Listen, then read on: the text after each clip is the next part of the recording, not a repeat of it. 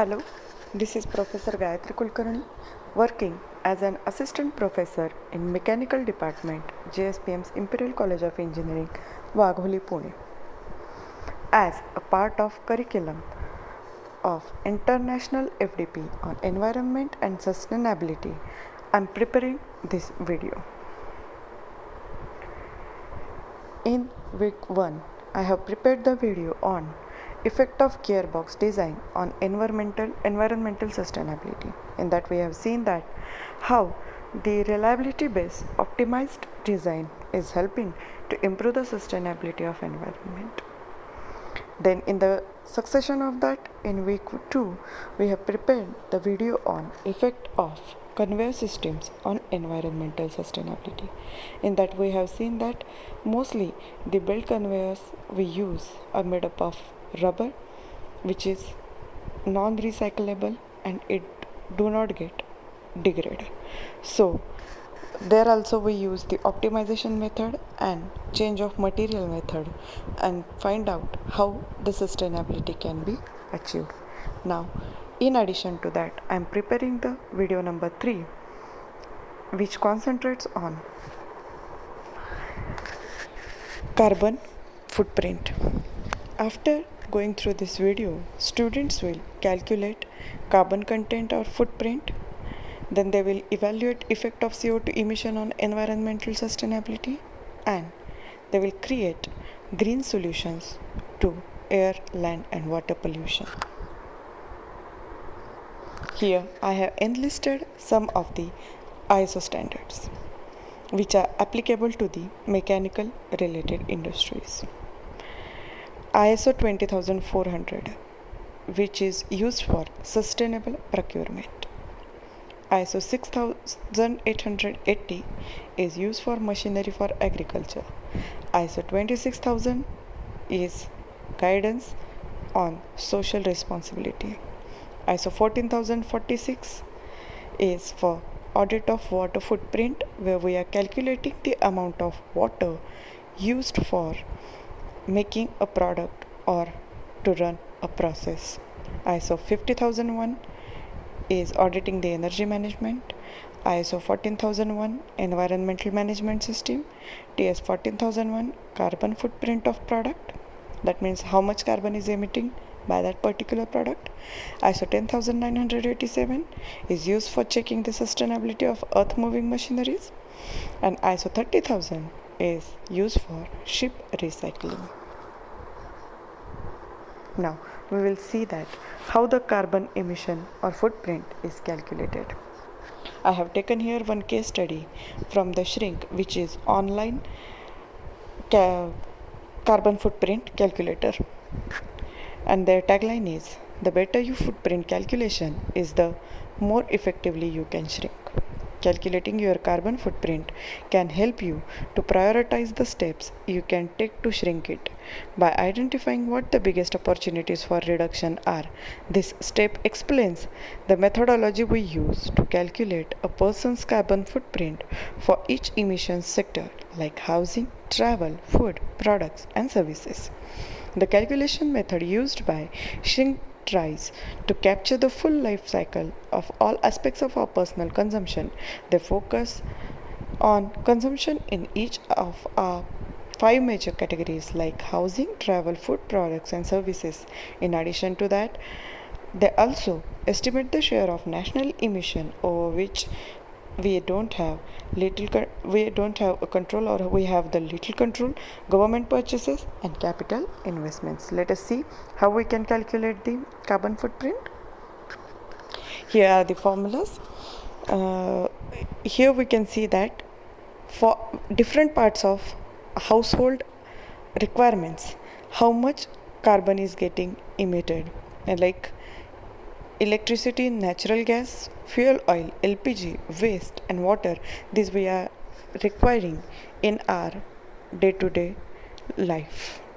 Here you can see how much electricity we can use in kilowatt hour per year is multiplied by EF. EF is emission factor, and for the different categories there are different emission factors, and by multiplying that to complete use we can get the total CO2 emission in kg per year. Similarly, we can see it for step by steps for all the things. Combining the direct and indirect factors gives an emissions factor for the full life cycle of the fuel. Natural gas is roughly 6.6 kg CO2 per thermo or 0.22 kg per kilowatt hour, more than 85% of which arises directly from combustion. Heating oil is around 11.6 kg CO2 per US gallon or 3.1 kg CO2 per liter. LPG is 6.8 kg CO2 per US gallon or 1.8 kg CO2 per liter. Beyond energy sources, the two further components of our housing footprint we calculate are waste disposal and water use.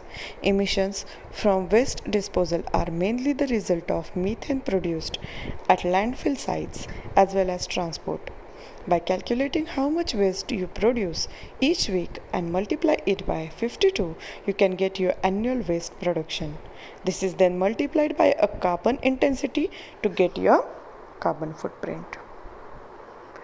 Here we can see for the transportation the different modes of transport we have considered, like vehicle, bus, metro, taxi, rail and flying. The distance in kilometer per year is calculated and multiplied by emission factor so as to get the complete emission of CO2 in kg per year. Similarly, we also can find out for our household things how much carbon is getting emitted, and we can optimize the use. Here we have taken one case study from the reference paper of Mr. Zhang and Jiang is sustainability computation. He has done that study for CNC machine tool considering energy efficient control strategies. Let us see.